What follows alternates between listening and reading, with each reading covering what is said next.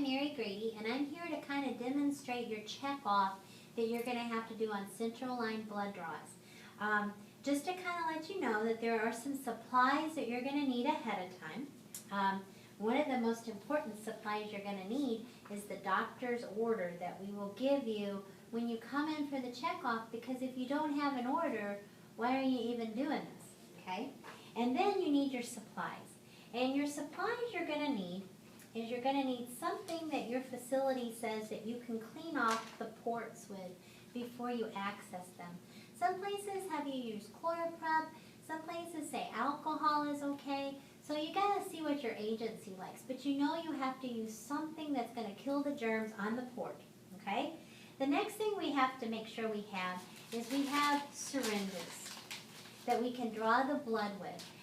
Now, on central line devices, like PICC lines, central lines, you have to use a 10 milliliter syringe or larger, because if a syringe is smaller than that, it creates too much tension and pressure in the line itself, and it can split it. You can have problems. So you have to have 10 milliliter or larger.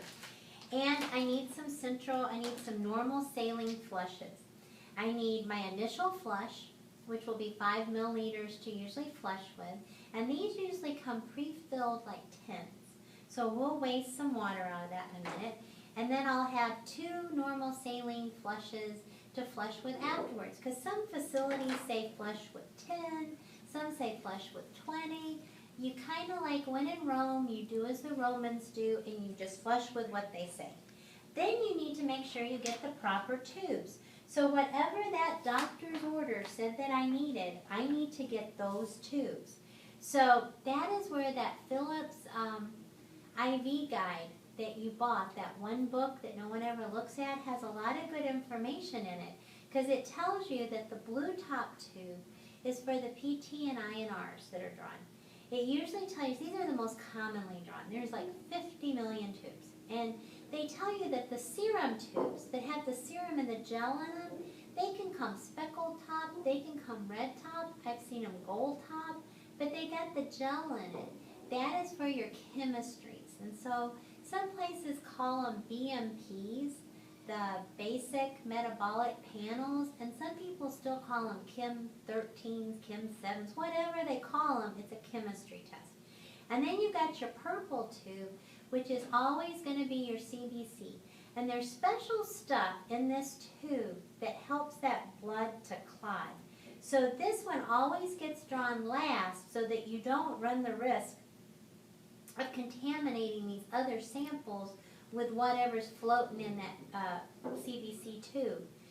Now, if we were going to do blood cultures beforehand, I don't have the bottles to show you today, but you would have bottles. There's usually 2 bottles. Looks like 2 like little pop bottles. And one's for anaerobic and one's for aerobic organisms, just like you did in microbiology. Or if your place doesn't have that, they will have a yellow top tube. Now, it will not be a yellow top, listen to this, it will not be the yellow top tube that has the gel in it. It will be a yellow top tube that has liquid in it, because that liquid preserves that blood, that organism, so they can then plate it in the micro lab. This gel would not work. So just because you see a yellow top tube, yellow could be chemistry, it could be blood culture. It depends on if there's gel or liquid in it. So you have to know that going into that. So there's an order that you draw them. If something's going on, you draw your blood cultures first, because we don't want to contaminate those cultures. And whenever you go to put the blood in the blood culture, just always remember you have to clean the top of the tube off with something so that you don't infect it or get anything floating on the top into the specimen. Now, these other tubes don't have to be cleaned, okay? But there's an order. Blood cultures are first, PTT is next, chemistry is next, and CBC is always last. So the ones that are the most important thing to know is what's first and what's last if they're all being drawn. This is always last, and any phlebotomist will tell you that they'll get in trouble if they do this out of order in the lab, and the cultures are first. Okay, so we'll say that we need to draw PTT, chemistry, and CBC. So a blue top, speckled top, and purple top. So then I go over to my patient. I got my supplies, and I got gloves too. And I'm going to go into my room. And we all know the routine here. We walk in the room and we got a foam in, foam out kind of thing. So we got to take care of our hand hygiene, wash our hands. And then go over to the patient and identify them and say, can you tell me your name and your birth date? And then you check their ID too. And it's the right person. So now I got the right person, I can tell them what I'm going to do. Because if I had identified, if I went and started telling them what I was going to do, it was the wrong person, I'm going to do a lot of backtracking out of the room. And I'm going to tell them, this person's got a lot of lines going here. They got a triple lumen thing going, they got a single lumen catheter, and it looks like they have a Metaport that's accessed here. For the purposes of this, we're going to pretend like none of those exist, and the only thing that exists is this triple right here. And how these triple lumens work, if I was drawing blood from just one of these, it's like a no-brainer which one I'm going to draw from. If I'm drawing from like one that's a triple lumen, they usually say the best one to draw from is usually the proximal, which is the one that's closest over to the arm.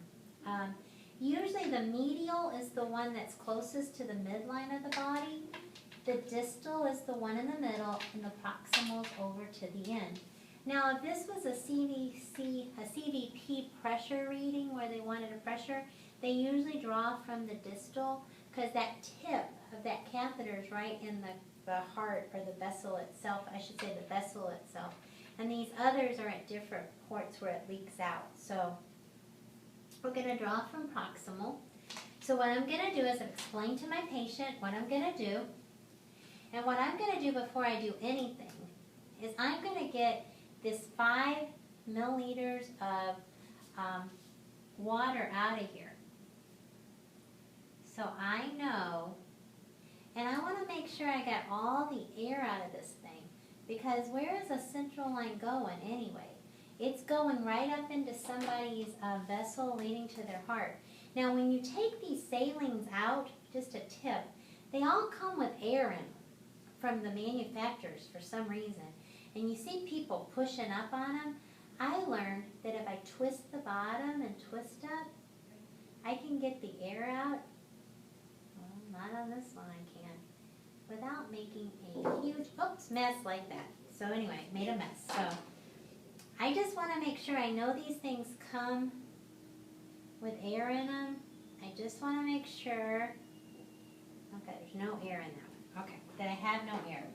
I also want to make sure I've looked at my tubes and I have figured out how many syringes I'm going to need to draw the blood with. And for these, if I were to look on the tube, it tells me this says 7.5.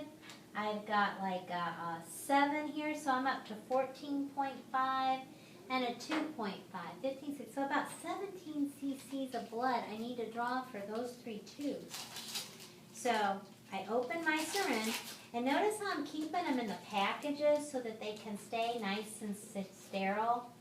And if I want to, I can take the little cap or loosen it so it's easier for me to work with when I go to pick them up. So my sink for my water, I'm going to put behind me.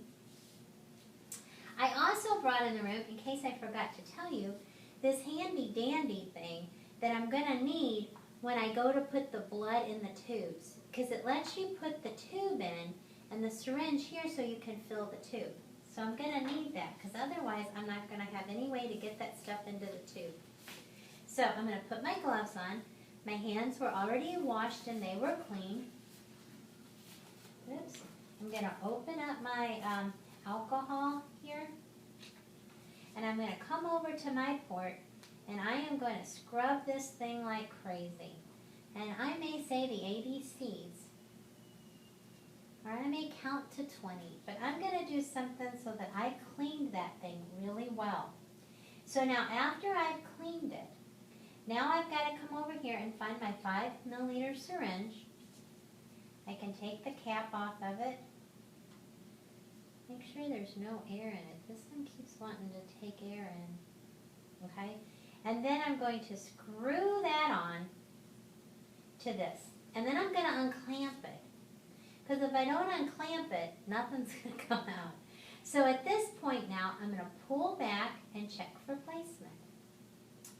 And we have this thing rigged up to have blood coming out of it. And of course it's not.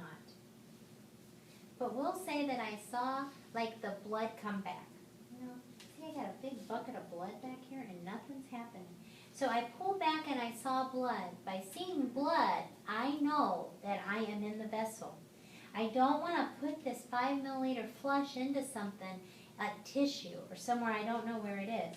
So I saw blood, but I also, in doing so, got a lot of little extra air in here. So if I start to suck any air in, I just want to get my air out, okay? And then I would probably, if I disconnect it at this point in time because of the air, that's not going to always happen. But if it does, this is a good point to make. If you do get air in it, don't keep just sucking the air into the patient. Okay.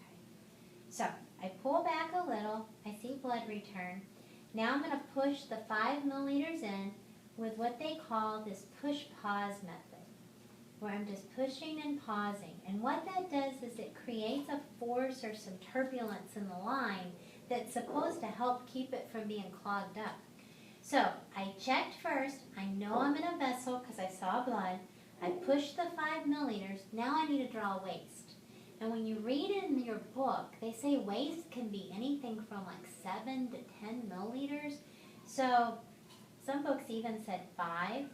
So I'm going to pull back here, and I'm just going to go to 10, okay? And unhook it.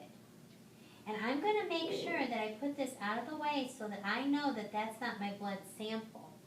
Now, I need to make sure this doesn't drop like down here while I'm doing stuff, because then it's not clean anymore.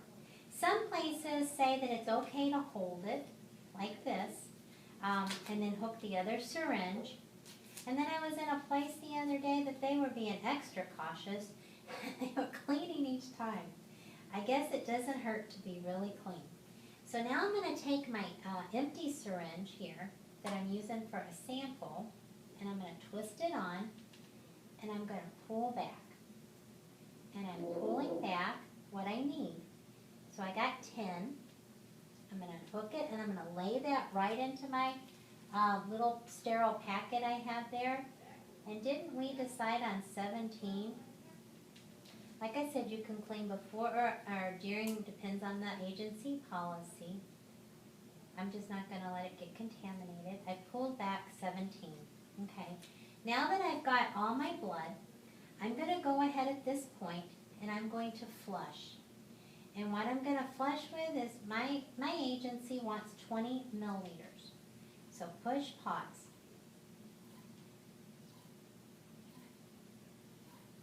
And it takes a little while to get this in here.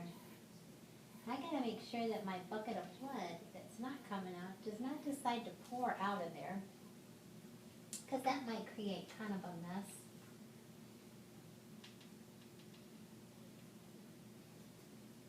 Push, pause. And the reason you're doing this is because you do not want this line to clot. Okay, it's all done. I can now clamp it and unhook it. Okay, so at this point, let me just recap before we put the blood in the tubes.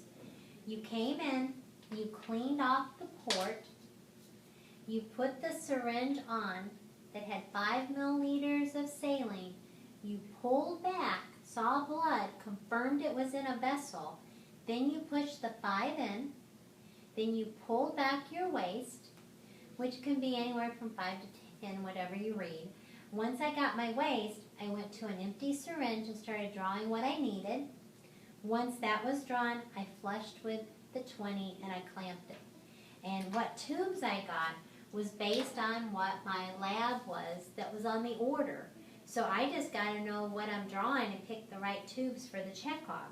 So once I come over here, I'm going to hook up my specimen to this little thing, come over to my blood, And basically what this thing's going to do is create so much pressure, it's going to suck that stuff down so quick that you're going to probably have to unhook it yourself or pull the tube out really fast so that it won't take all your blood. So you get one in, I just shake after each one. Get another one in, it's going to keep going in, pull it out, shake it, and then the purple is your last one. Put it in, goes in, and then, whoops, that one just was good, doesn't it? Shake it, okay? So we got all that in. So then all of these have to be labeled at the patient's bedside, put in a bag with all the right lab work and papers, and sent down for the patient. If any of this is violated, if you clean this off and drop it, you've contaminated. If you went and you picked the wrong tubes, then you harm the patient by drawing the wrong blood results. If at any point in time these syringes touch something or you contaminate it, that would hurt the patient. So for your checkoff, we're just looking at that checkoff sheet, but we're also looking at safety and if you're problem solving as you're going through.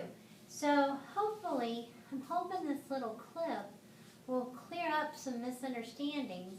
We'll go over all of this in class, but it's something that you can kind of access on your own, like after class, and kind of review. So hopefully this has been helpful to you today. Thank you.